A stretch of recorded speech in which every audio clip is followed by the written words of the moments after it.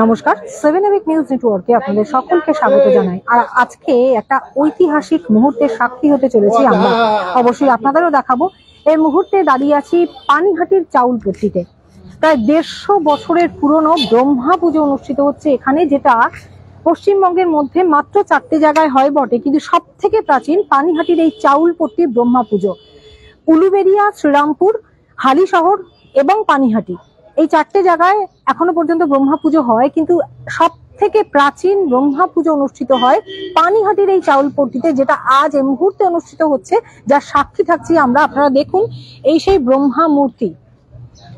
এটা ব্রহ্মা পুজো, যেটা সাধারণত শোনা যায় না বা দেখা যায় না, কিন্তু আজ এই বিষয়টাও আমরা তুলে ধরছি 7 এভিক নিউজের পর্দায়। একেবারে সরাসরি সম্প্রচার করছি পানিহাটির চাউলপট্টি থেকে। কি তার ইতিহাস, কেনই বা শুরু হয়েছিল পানিহাটি বা পণ্যহট্টতে এই ব্রহ্মা পুজো, পুরোটাই আমরা জানবো স্থানীয় বাসিন্দাদের কাছ থেকে। কিন্তু এই সেই ব্রহ্মা মূর্তি, অভূতপূর্ব একটা মূর্তি, বা এই মূর্তিতেই কেন পুজো হচ্ছে, পুরো ইতিহাসটাই জানবো। কবে থেকে শুরু হয়েছিল, কি কারণে শুরু হয়েছিল। আপাতত আজকে বাংলার 3রা চৈত্র এবং ইংরেজির 17ই মার্চ ব্রহ্মা পুজো অনুষ্ঠিত হচ্ছে পানিহাটির চাউলপট্টিতে। কি কি নিয়ম কানুনই বা রয়েছে ব্রহ্মা পুজোর, সে পুরোটাই জানবো। আপনারা দেখতে পাচ্ছেন এই মুহূর্তে একদম চারিদিকে প্রাচীনতার ছাপ, ঐতিহ্যের ছাপ এই চাউলপট্টি এলাকায় এখনো যেটা রয়েছে সাক্ষী বহন করে চলেছে। সব থেকে বড় কথা, ইতিহাসটা জানার জন্য আমি যেমন উদ্গ্রীব, আপনারাও নিশ্চয়ই উদ্গ্রীব। আমি কথা বলে নেব। এখানে রয়েছেন একজন পানিহাটির গবেষক, পাশাপাশি রয়েছেন এই এলাকার বাসিন্দা, যিনি একেবারে ছোটবেলা থেকে এই ব্রহ্মা পুজোর সাথে, ব্রহ্মা পুজো দেখে আসছেন। আমি কৃষাণুদার সাথেও কথা বলবো গবেষক হিসেবে, কিন্তু তার আগে স্থানীয় বাসিন্দার কথা বলি। কবে থেকে, মানে একেবারে ছোটবেলা থেকে দেখছেন? এটা আমি জন্ম থেকেই দেখছি। এই পুজোর আনুমানিক 150 বছর ধরে পুজোটা হচ্ছে। আর এই যে সামনে মন্দিরটা দেখতে পাচ্ছেন, এই মন্দিরটা 125 বছরের পুরনো। পশ্চিমবঙ্গের যে 4টে ব্রহ্মা পুজো হয়, তার মধ্যে পানিহাটিতে প্রাচীন সর্বপ্রথম, তারপর শ্রীরামপুর, চাতরা, হালিশহর এবং উলুবেড়িয়ায়। উলুবেড়িয়াটা অনেকে জানে না কেন, আমি উলুবেড়িয়ায় একবার গেছিলাম, সেখানে আমার নজরে এসেছিল এবং গিয়ে আমি সেটা পরিদর্শন করি এবং তখন জানতে পাই যে উলুবেড়িয়ায় হয়।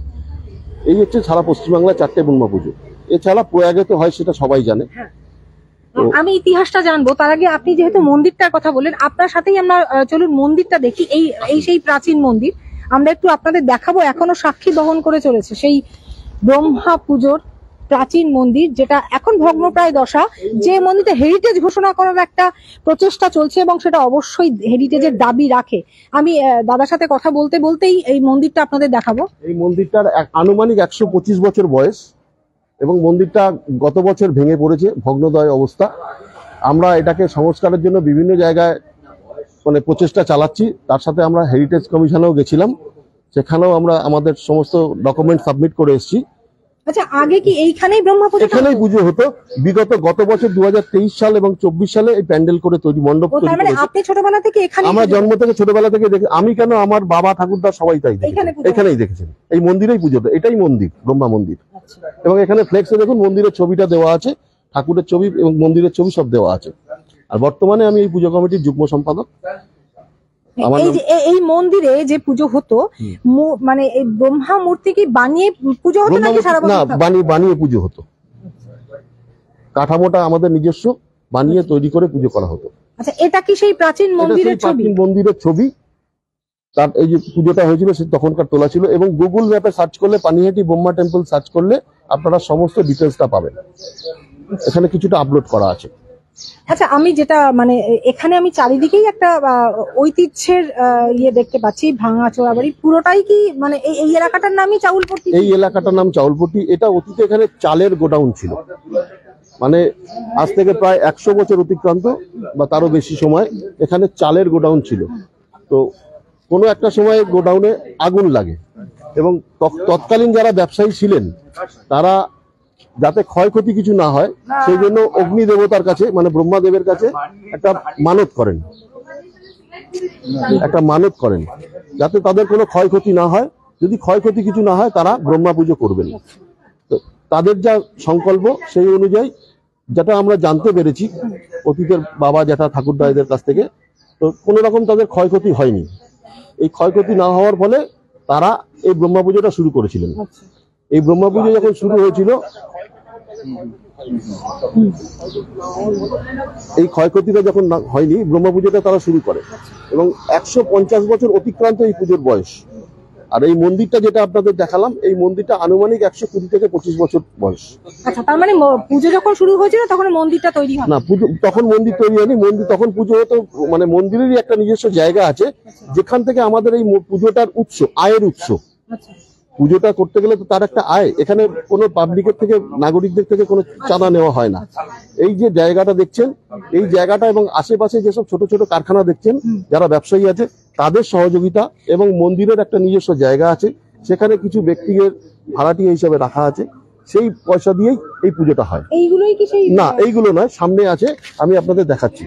আমরা একটু যাব যে প্রাচীন যে জায়গাটা একদম পুজো শুরু হয়েছিল সেই জায়গাটা, একেবারে এই এখন যে প্যান্ডেল করে পুজো হচ্ছে তার কাছেই আমরা একটু আপনাদের দেখানোর চেষ্টা করব।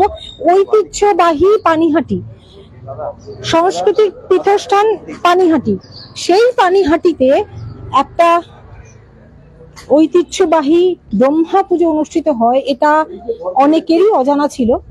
এই যে ঘরগুলো দেখছেন, এই ঘরগুলো, এই জায়গাটাই হচ্ছে ব্রহ্মা মন্দিরের জায়গা। এই জায়গাটায় যারা এখন বসবাস করছেন, এরা একটা অনুদান দেন বছরে, সেই অনুদান এবং তার সাথে মাঠ এবং আশেপাশে যারা ছোট ছোট ফ্যাক্টরি আছে তারা সহযোগিতা, তাদের সবার সহযোগিতা এই পুজোটা হয়। এটা কোনো সবার থেকে চাঁদা নিয়ে হয় না। এইখানে যারা বসবাস করছেন এইটাই মন্দির চত্বর? হ্যাঁ, এইটা মন্দিরের ট্রাস্টির জমি। আচ্ছা, ঠিক আছে, ব্রহ্মা মন্দিরে একটা ট্রাস্টি আছে, পানিহাটি ব্রহ্মা মন্দির পূজা কমিটি নামে, সেই ট্রাস্টির জমি এইটা। এবং যারা বসবাস করছেন তাদের অনুদান আর মাঠ এবং ছোট ছোট ব্যবসায়ী যারা এখানে আছেন তাদের সহযোগিতায় এই পুজোটা এতদিন ধরে হয়ে আসছে। আচ্ছা, এই যে ব্রহ্মা পুজো সাধারণত আমরা শুনতে পাই, যদিও প্রয়াগে হয় সেটা সকলেই জানে, কিন্তু পশ্চিমবঙ্গে যে আরো 3টে জায়গায় হয় সেটা আমাদেরও জানা ছিল না, আজ জানলাম, হয়তো অনেক মানুষই জানে। কিন্তু পানিহাটির এই 150 বছরের প্রাচীন ব্রহ্মা পুজো আপনি ছোটবেলা থেকে দেখছেন বা তার ইতিহাস আপনি আপনার পূর্বপুরুষদের থেকে শুনেছেন, কেমন লাগে যে এই এত প্রাচীন, যদিও সংস্কৃতির পীঠস্থান পানিহাটি, ঐতিহ্য বহনকারী পানিহাটিতে এই যে পণ্যহট্ট যে নামটা ছিল, চাউল পণ্যহট্ট থেকেই পানিহাটি। হ্যাঁ, এবং এখানে একটা ঘাট ছিল, আমদানি ঘাট, এখনো আছে ঘাটটা, কিন্তু যদিও ভগ্নাবশেষ। এই ঘাটের থেকেই আগে বিভিন্ন, এমনকি বাংলাদেশ পর্যন্ত মানে আমদানি রপ্তানির ব্যবস্থা ছিল। কেমন লাগে? দেখুন, সত্যি কথা বলতে পানিহাটিতে জন্ম গ্রহণ করে নিজেকে গর্বিত মনে করি। এই পানিহাটি যে পুণ্যস্থান, পীঠস্থান, পানিহাটিতে রামকৃষ্ণদেব এসছেন, পানিহাটিতে চৈতন্য মহাপ্রভু এসছেন, বহু মনীষীদের পানিহাটিতে, এমনকি রবীন্দ্রনাথ ঠাকুর 2বার পানিহাটিতে থেকেছেন। পানিহাটিতে গোবিন্দ হোম আছে, যেটা পেরেটি বাগান বাড়ি, ব্রহ্মা পুজো, এটা একটা ইতিহাস। ওই জন্য পানিহাটিতে জন্মগ্রহণ করে নিজেকে ধন্য মনে করি। আমার নাম রাজীব নন্দী, আমি এই ব্রহ্মা পুজো কমিটির যুগ্ম সম্পাদকের একজন। একেবারেই আমরা রাজীব নন্দীর কাছ থেকে শুনলাম। এবার আমি পানিহাটির যিনি গবেষক, আরেকজন আছে যুগ্ম সম্পাদক বিশ্বজিৎ সিংহ। আচ্ছা, আমরা তাদের সাথেও কথা বলবো, কিন্তু পানিহাটি যিনি গবেষক এই মুহূর্তে এখানে উপস্থিত আছেন তার কাছ থেকে ইতিহাসটা শোনার লোক সামলাতে পারছি না, এবং আপনাদের সামনেও তুলে ধরবো সেই ইতিহাসটা। কারণ আপনারা এই মুহূর্তে দেখতে পাচ্ছেন চারিদিকে কিন্তু এখনো ভগ্ন দশা রয়েছে, কিন্তু তবুও এখনো দাঁড়িয়ে রয়েছে সেই কঙ্কালসার চেহারা নিয়েই। এটা যে ইতিহাস বহন করছে তার সাক্ষী রয়েছে, সেই ছবিটা কিন্তু আমরা এই চাউলপট্টি, পানিহাটির চাউলপট্টিতে এসে দেখতে পাচ্ছি। এবং আজ ব্রহ্মা পুজো অনুষ্ঠিত হচ্ছে। এবার আমি একটু কৃষাণুদার সাথে কথা বলবো। কৃষাণুদা, পানিহাটি নিয়ে গবেষণা করছো তুমি দীর্ঘদিন ধরে, প্রচুর ইতিহাস রয়েছে, কিন্তু পানিহাটির চাউলপট্টিতে ব্রহ্মা পুজো হয়, তার যে ইতিহাসটা আজও অনেকের অজানা, কিংবা আজও যে সেই ব্রহ্মা পুজোর ঐতিহ্য বহন করে আসছে বাসিন্দারা, সেটাও অনেকের অজানা। কি বলবে, কি আছে তার ইতিহাস? না, আমাদের বাংলার যে সংস্কৃতি বা সমস্ত জায়গাতেই, এটা সারা পৃথিবীতেই বোধহয় প্রযোজ্য, থাকে হচ্ছে একটা সমান্তরাল একটা ভাবনা চলতে থাকে। স্থানীয় মানুষদের কিছু জায়গা অনুসারে কিছু কিছু প্রথা চালু হয়, এবং আমাদের যদি লৌকিক দেবদেবীর উৎস সন্ধানগুলোতে যাই, আমরা দেখব সবগুলোই কিন্তু কোনো না কোনো এলাকার মানুষের বসতিকে কেন্দ্র করে গড়ে ওঠে। আমাদের খর্দায় গেলে দেখা যাবে ভুবনেশ্বরী মন্দির আছে, ওলাইচণ্ডী মন্দির আছে, ঠিক সেরকম ভাবেই। এবং এইগুলো মানুষ তৈরি করেছিলেন হয়তো কোনো তাদের মানসিক শান্তির জন্য, বা কখনো হয়তো তাদের কোনো সংকটের মধ্যে পড়েছিলেন, যেটা ব্রহ্মা পুজোর ক্ষেত্রে প্রযোজ্য। যে এইখানে প্রধানত চালের আড়ত ছিল, চালের আড়তে আগুন লেগেছে, সেই জায়গা থেকে তারা মনে করেছেন যে ব্রহ্মার শরণ নিলে তারা সেই জায়গা থেকে মুক্তি পাবেন। তারপরে তারা ব্রহ্মা পুজো করে দেখেছেন বিপদটা আর হচ্ছে না, তখন থেকে সেটা এমনভাবে মানুষের মধ্যে প্রথাটা সঞ্চারিত হয়ে গেছে যে এখন এখানে চালের পট্টিও নেই, আগুন লাগার মতো পরিস্থিতিও হয়তো নেই, কিন্তু মানুষের জীবনের মধ্যে ব্রহ্মা পুজোটা এমনভাবে ঢুকে গেছে যে তারা সেইটাকে, সেই ধারাবাহিকতাটাকে বজায় রেখেছেন। এবং এটা একটা নিজস্ব সমান্তরাল ধারা। কারণ একটা জিনিস, এই যে মণ্ডপ চত্বর আমরা দাঁড়িয়ে আছি, এইখানে কিন্তু এই মন্দিরটার মধ্যে ব্রহ্মা পুজো ছাড়া কখনো অন্য কোনো পুজো হয় না। অনেক সময় আমরা দেখি কি, যে পাড়ার মধ্যে দুর্গা মণ্ডপ আছে, সেই দুর্গা মণ্ডপের মধ্যে সেই মণ্ডপে হয়তো লক্ষ্মী পুজো হচ্ছে, কালী পুজো হচ্ছে, বা অন্যান্য কোনো পুজো হচ্ছে। কিন্তু এই ব্রহ্মা মন্দিরের ক্ষেত্রে এটা একটা খুব অদ্ভুত বিষয়। এই ব্রহ্মা মন্দিরে ব্রহ্মা পুজো ছাড়া আর অন্য কোনো পুজো কখনো হয়নি। মানে এখানে যদি কালী পুজোটাও হয়, সে কালী পুজোটা কিন্তু ব্রহ্মা মন্দিরের বাইরে মঞ্চ করে করা হয়, বা অন্য যে কোনো পুজো যদি হয় সেটাও কিন্তু ব্রহ্মা মন্দিরের বাইরে। তার মানে এই মণ্ডপটাকে পুরোপুরি ব্রহ্মার জন্য এখানকার মানুষ তারা দিয়ে রেখেছেন, বা তারা এইটাকে রক্ষণাবেক্ষণ করা, পুজোটাকে চালিয়ে যাওয়া, এটা করে আসছে। এবং এখানকার মানুষের নিজেদের দৈনন্দিন জীবনের সংস্কৃতির মধ্যে তারা, এবং এটা এরকমও নয় যে ব্রহ্মা পুজোর একটা নির্দিষ্ট যেমন একটা সারণী থাকে, যে আমাদের পাঁজি খুললে বছরের প্রথমে অমুক দিন সরস্বতী পুজো হবে, অমুক দিন কালী পুজো হবে, লোকে জানে। ব্রহ্মা পুজোর ক্ষেত্রে তারা একটা ইয়ার্ডমার্ক মেনটেন করে, সেটা হচ্ছে শিবরাত্রির 10 দিনের মাথায় শুক্লা অষ্টমী তিথিতে চৈত্র মাসে তারা এই পুজোটা করেন। এই হিসেবটা কিন্তু এখানকার স্থানীয় মানুষই রাখেন, রেখে ঠিক করেন যে আজকে আমাদের ব্রহ্মা পুজোটা আছে। এবং এরকমও ব্যাপার যে এবছর ব্রহ্মা পুজো করার পরে পরের বছরে ব্রহ্মা পুজোর ডেটটা কবে পড়বে, সেই হিসেবটাও এরা করে রেখে পরের বছরের জন্য প্রস্তুতি নেওয়াটা শুরু করেন। এই যে জায়গাটা, এটা কিন্তু যদি আমরা মানে এই ধারাটাকে, সংস্কৃতির এই ধারাটাকে ধরার চেষ্টা করি, তাহলে আমরা দেখব যে বিষয়টা এটা কিন্তু অত্যন্ত একটা মানে অনন্য একটা বিষয়, যেটার জন্য এখানকার মানুষ তো গর্বিত হওয়া, তাদের তো এটা নিজেদের জীবনের অঙ্গ, আলাদা করে গর্বের কিছু নেই, তাদের জীবনের মধ্যে এটা জড়িয়ে রয়েছে, এই এলাকার মানুষের জীবনের মধ্যে জড়িয়ে রয়েছে। কিন্তু এটা সাধারণভাবে পানিহাটি মানুষের কাছে এটা কিন্তু অত্যন্ত গর্বের বিষয়, যেটা নিয়ে তারা এটা অন্য এলাকার, আমাদের তো অনেক গর্বের বিষয়, তার মধ্যে এটাও একটা কিন্তু অত্যন্ত গর্বের বিষয়। আর দ্বিতীয় যেটা, সেটা হচ্ছে যে পানিহাটিতে আমরা দুটো হেরিটেজ সাইট অলরেডি আছে আমাদের, একটা রবীন্দ্রনাথ ঠাকুরের স্মৃতি বিজড়িত গোবিন্দভোগ, আর দ্বিতীয় আরেকটি জায়গা হচ্ছে সোদপুরের খাদি প্রতিষ্ঠান গান্ধীজির স্মৃতি বিজড়িত। কিন্তু পানিহাটিতে এরকম লোকায়ত সংস্কৃতির আরও বেশ কিছু পীঠস্থান রয়েছে, বেশ কিছু সৌধ রয়েছে, যে সৌধগুলো হেরিটেজ হওয়ার উপযুক্ত, তার ঐতিহ্য সেরকম মানেরই। তো আমরা সম্প্রতি এই গত সপ্তাহেই এই ব্রহ্মা মন্দিরকে হেরিটেজ সাইট ডিক্লেয়ার করার একটা আবেদন পশ্চিমবঙ্গ হেরিটেজ কমিশনের কাছে লিখিতভাবে জমা দেওয়া হয়েছে। এবং তাতে এই ব্রহ্মা মন্দিরের সঙ্গে যারা যুক্ত, ট্রাস্টি বোর্ডের প্রবীণতম সদস্য তিনি এখন একেবারেই চলৎশক্তি রহিত, কিন্তু তার বাবা আমল থেকেই পুজো চালু হয়েছে, স্বাভাবিক কারণে তারও যেমন স্বাক্ষর সেখানে রয়েছে। এখানকার স্থানীয় অধিবাসীদের প্রত্যেকেরই প্রায় তারাই যে আবেদন সেখানে সই করেছেন।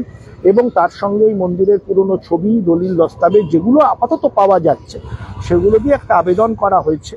এবং চেষ্টা চলবে, আপাতত এটা তো আর একদিনে হয় না, এটা চেষ্টা চলবে যাতে করে তারাও একবার আসবেন, যারা আছেন তারাও তদন্ত করে, কারণ তাদেরও তো ডিক্লেয়ার করার আগে অনেক কিছু প্রক্রিয়া আছে, সেই প্রক্রিয়াগুলো করবেন, করে যদি এটা আগামী দিনে এই জায়গাটা হেরিটেজ সাইট হিসেবে ডিক্লেয়ার্ড হয়, তাহলে আজকে আমরা যে দেখছি মন্দিরটা ভেঙে পড়ছে, আমরা যখন গেছিলাম হেরিটেজ কমিশনে, সেখানে যারা বিশেষজ্ঞ তারা এই মন্দিরের পুরনো ছবি দেখে, মন্দিরের টালির যে ভাঙার ছবি টবিগুলো আমরা যখন দেখালাম, তারা বলছেন যে এই কাঠামোটা দেখে তো বোঝাই যাচ্ছে এটা 100 বছরের অনেক বেশি পুরনো, কিন্তু ঠিক কবে তৈরি হয়েছে এই ধরনের কোনো ফলক বা কোনো যদি নথি আপনারা দেখাতে পারেন তাহলে খুব ভালো হয়।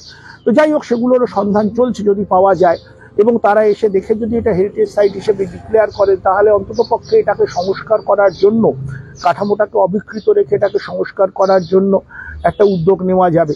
কারণ পুজোটা মন্দিরের মধ্যেই হতো, মন্দিরের মধ্যেই যাতে পুজোটাকে আবার ফিরিয়ে নিয়ে যাওয়া যায় সেটা একটা চেষ্টা থাকবে। মানে এখন একেবারে ভগ্নপ্রায় দশা বলে সাবধানতার মানে খাতিরে মন্দিরের মধ্যে পুজোটা হচ্ছে না, তাই? সেটাই।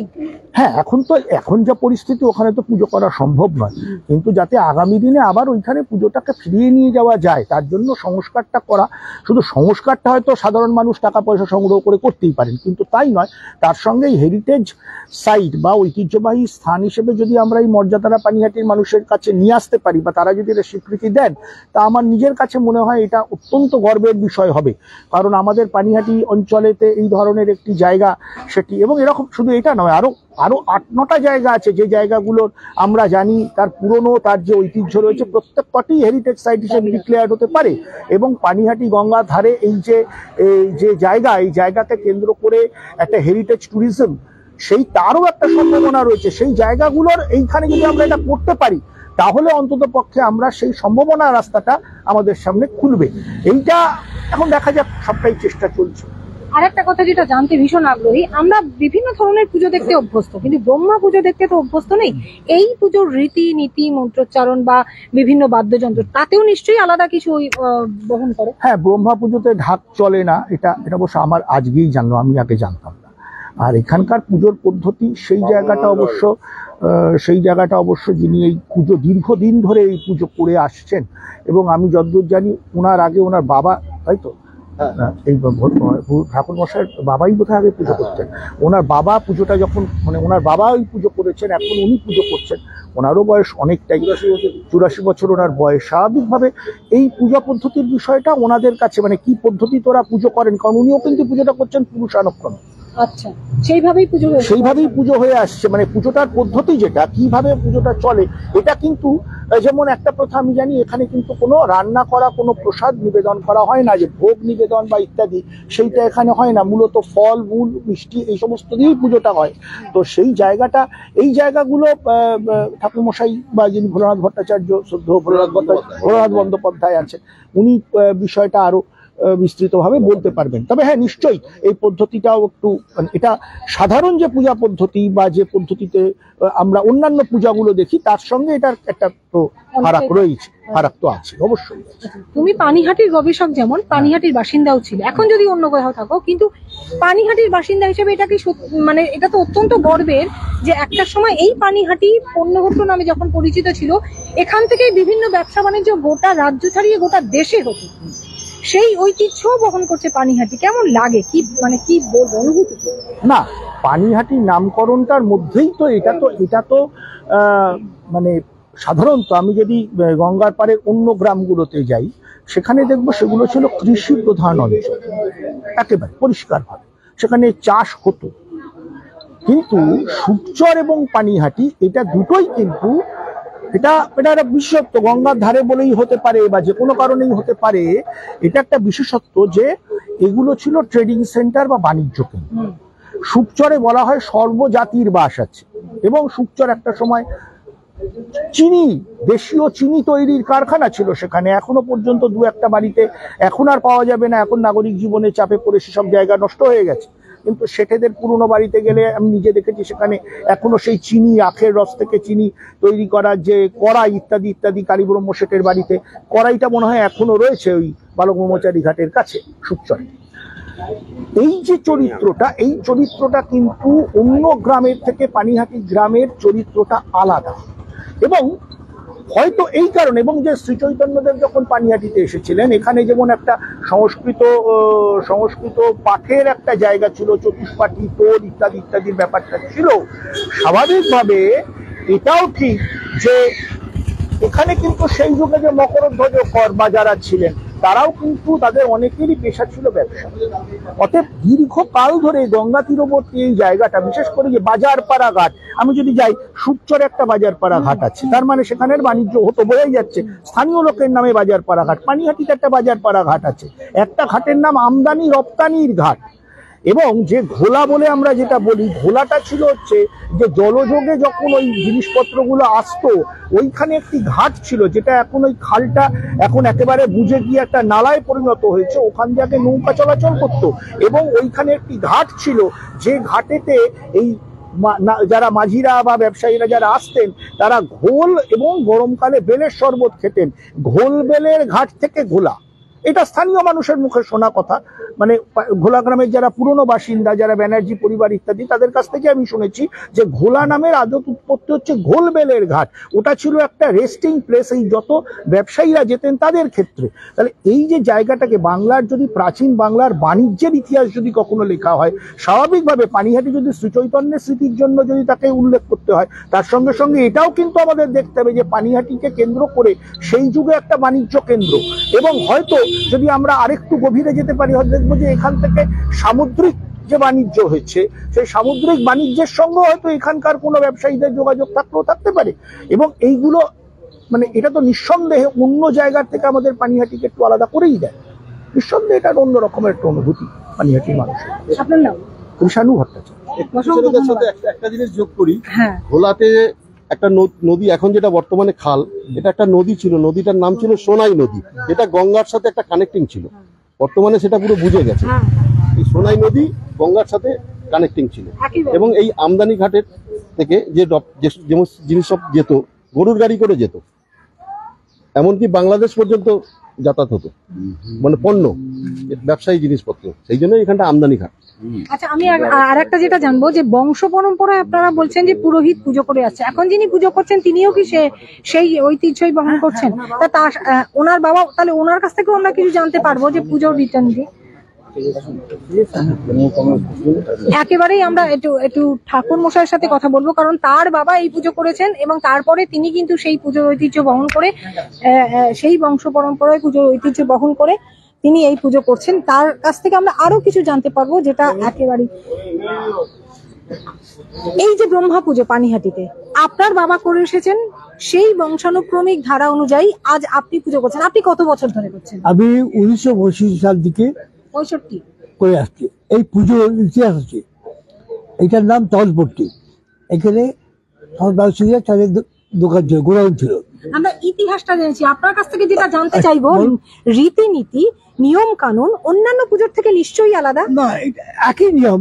মানে কি আলাদা আছে? মানে পুজোর যে ধারাবাহিক যে পুজোর নিয়ম সিস্টেম সমস্ত এইটা একটু আলাদা। মানে কি, এখানে সরস্বতী এবং সাবিত্রী থাকে, অন্য পুজোর সময় থাকে না।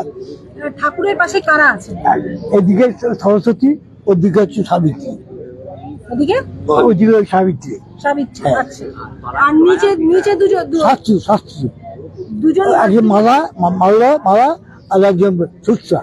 এরা কারা? এরা হচ্ছে ব্রহ্মার সহচরী। ব্রহ্মার সহচরী। আর ব্রহ্মার যেহেতু আমরা 3টে মাথা দেখতে পাই, 4টে মাথা দেখতে পাই, তাই জন্য সেটা। আর এখানে মানে আমরা অন্যান্য পুজোয় যেমন অনেক কিছু বাদ্যযন্ত্র ব্যবহার করি, নিয়ম কানুন আছে, এখানে কি আলাদা? এখানে আপনার আনন্দ করতে, এটা আনন্দ উৎসব। কি কি আলাদা হয় এখানে? আলাদা কিছু হয়, আলাদাটা বলতে চাই, আলাদা মানে এর যে উপকরণগুলো হয় সেগুলো কি কি আলাদা হয়? দেখে কোনো আলাদা নেই। ভোগ দেওয়া যায় না? দেখে ভোগ তো হয় না, তার কারণ হয়ে আসছি যারা, এই পুজোতে কোনো ভোগ হয় না। রাত্রিবেলা এখানে হয়, মানে ভোগ নিবেদন হয়। আগে 12 জনকে ব্রাহ্মণ খেত, এরা খেত কি ছানা, রাব্বি সদৃশ্য খেত। এখন পয়সা করে অবস্থা, এখন খুব যশ সাবন্ধ হয়। এখানে নিষ্ঠার পুজো হয়। এই যে বর্তমান যে দায়িত্ব যারা আছে, আমি তার মধ্যে একজন সভাপতি পুজো কমিটি। এই ছেলেগুলো খুব সুস্থ নিষ্ঠা ভাবে আত্মার চেষ্টাকে পুজো করে। হ্যাঁ, এবং একটা কথা হচ্ছে কি, এই মন্দির সম্বন্ধে যখন আমাদের পানিহাটি মিউনিসিপালিটি চেয়ারম্যান মন্ত্রী ঘোষ ছিলেন, তখন জিওলজিক্যাল সার্ভে অফ ইন্ডিয়ার তরফ থেকে আমি, আবার মনে কিছু করবেন না, আমি তৃণমূল পার্টির আমি চেয়ারম্যান, আমার সভাপতি মন্ত্রী ঘোষ আমাদের ওদের সঙ্গে পাঠিয়েছিলেন।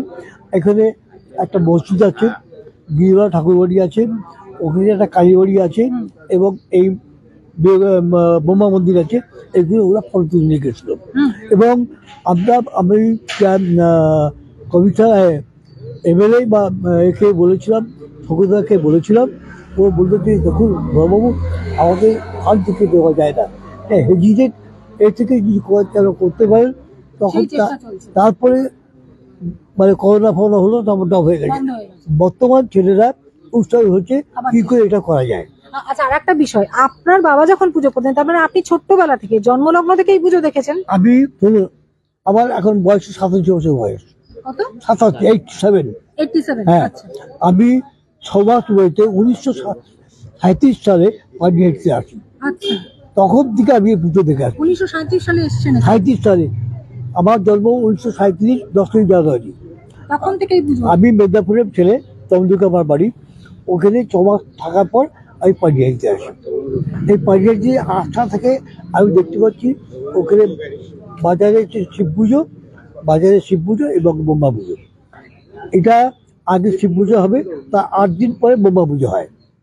হ্যাঁ, সেই অনুযায়ী আমি এখনো বহন করে আসি। এখন করে আচ্ছা, মানে কেমন লাগে যে আপনার বাবা এই পুজোটা করেছেন, আপনি এখনো পর্যন্ত সেই পুজোর ধারাবাহিকতা বজায় রাখছেন, মানে এই যে একটা অত্যন্ত প্রাচীন? আনন্দ লাগে, ভালো লাগে। আর তখন কি পরিবেশ হ্যাঁ। আর পূজার স্থানে বুঝতে পারে মনটা একটু অন্যরকম। দেখুন আমার গায়ে দেখুন, মানে যাকে বলে এটা সম্পূর্ণ জাগ্রত। কিন্তু মানুষ আজকালকার মানুষ তো জানেন ধর্ম নিয়ে তো নানা রকম চিনিমানি করছে, তাই এটা যাতে না হয় তার জন্য আমরা সবসময় ব্যস্ত। আপনার নাম? আমার নাম ভোলানাথ ব্যানার্জি। আপনি কতদিন ধরে পুজো করছেন? আমি বলছি 1965 থেকে। আচ্ছা, এত বছর ধরে আপনি পুজো করে আসছেন। এর আগে একটা এখানকার ব্রহ্মপাবনী সম্বন্ধে একটা বই হয়েছিল, তো বইতে আমার ছবি আছে। অসংখ্য ধন্যবাদ। একেবারেই আপনারা শুনলেন প্রাচীন ইতিহাস, এবং যে ইতিহাসের সাক্ষী বহন করে চলেছে আজও এখানকার বেশ কিছু ভগ্নপ্রায় বাড়ি রয়েছে, যেটা চাউল পট্টির গোডাউন ছিল, সেটা সেই ছবি আপনাদের দেখালাম। পাশাপাশি আমরা গবেষকের সাথে কথা বললাম, কৃষাণু ভট্টাচার্য, আমরা কথা বললাম এখানকার বাসিন্দাদের সাথে যারা ছোটবেলা থেকে কথা বলছে। আমরা কথা বললাম 1965 সাল থেকে যিনি নিজে পুজো করে আসছেন, এবং তার আগে তার বাবা 1937 সাল থেকে পুজো করে আসেন, তাদের কথা। আর এই ব্রহ্মা মূর্তির বিশেষত্ব আপনাদের তো বললামই, এখানে অনেক স্থানীয় বাসিন্দারা রয়েছেন। আমি একটু তো বলি, কেমন লাগে, কতদিন ধরে দেখছেন? আমি আমার বিয়ে হয়েছে 49 বছর। কেমন লাগে? অন্য কোথাওতেই পুজোটা দেখেন? না না, এখানেই প্রথম দেখেছি। কেমন লাগে? আমার ভালো লাগে। আমার এই পুজো আমি বিয়ের পর থেকে এসে দেখছি। আমার শ্বশুররা করতে শুনেছি, দাদা শ্বশুররা, তারপর থেকেই আমরা আছি এখানে। পুজোর গোছাই করি, পুজোর আয়োজন করি, আমরা সবাই মিলেই করি। একা তো পারা যায় না, এতটা করা সম্ভব নয়। সবাই মিলে পুজো ভালো লাগে। আমরা এবার নিষ্ঠাভাবে পুজো করি, তারপরে অঞ্জলি দিই, আবার রাত্রে শীতল দেওয়া হয়। এরকম হ্যাঁ, ও সে আবার এমনি মিষ্টি সমস্ত জাতীয় ছানা, ক্ষীর, মাখন, এরকম যত, দই, রসগোল্লা, এরকম। ওটাকে শীতল বলে? হ্যাঁ, ওটাকে শীতল বলে। এটা মানে আমার শ্বশুরের কাছে শুনে এসছি, মানে আমার দাদা শ্বশুর এই নিয়মটা এইভাবেই এখনো চলছে। ওইভাবে নৈবেদ্য ওইভাবে করা, আমাদের ভোগ হয় না। আমাদের ভোগ হয় না নৈবেদ্য, যেহেতু আমরা ব্রাহ্মণ নই, আমাদের দাদা শ্বশুররা আমলে করেছিল, ওই জন্য আমাদের ভোগ হয় না, এমনি নৈবেদ্যই দেওয়া হয়। হ্যাঁ, এটা বিশেষ, নৈবেদ্যই হয়, ভোগ হয় না। এমনি এইভাবেই পুজো সেইভাবেই চলে আসছে। হ্যাঁ, ভালো লাগে। এত বছর ধরেই তো করে আসছি, ভালো লাগে। করেও শ্বশুররা করেছে, তারপর তাদের কাছে নিয়ম শুনেই সেইভাবে করছি। আচ্ছা, আপনি তো এত বছর ধরে করে এলেন, আপনার পরবর্তী প্রজন্ম তারা করবে সেটা? হ্যাঁ, করবে, সবাই করবে। এখানে সবাই ভালোবেসে সবাই পুজো করে, সবাই করছে। আমি তো আর এখন পারি না, বয়স হচ্ছে, সবাই করে। হ্যাঁ হ্যাঁ হ্যাঁ, সবাই করবে, সবাই এগিয়ে এসছে, করছে তো সবাই, আরো বরঞ্চ ভালো হচ্ছে। হ্যাঁ হ্যাঁ, সবাই করে উদ্যোক্তা সবকিছু আনছে, করছে, সবকিছুই হচ্ছে, ভালো হচ্ছে। আপনার নাম? মিলি নন্দী। আপনারা দেখছেন স্থানীয় বাসিন্দারা, মহিলারা বসে আছেন, যিনি, আমরা একটু বলি কতদিন ধরে দেখছেন? আমি অনেক দিন ধরে দেখছি। কত বছর? আমার স্বামী পুজো ওনার সাথে করতো। আচ্ছা, করার পরে উনি তো মারা গেছে, 4 বছর হয়ে গেছে।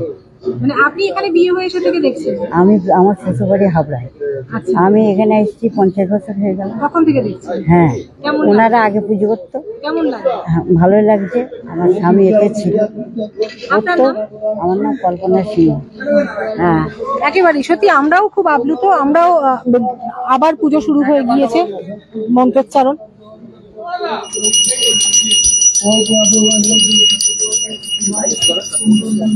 এখানে অনেক, মানে কৃষ্ণদা সহ স্থানীয় বাসিন্দারা সকলেই দাঁড়িয়ে আছেন, এখানে বাচ্চুদা রয়েছেন, এরা সকলে মিলে এখনো এই পুজোটা চালিয়ে যাচ্ছেন।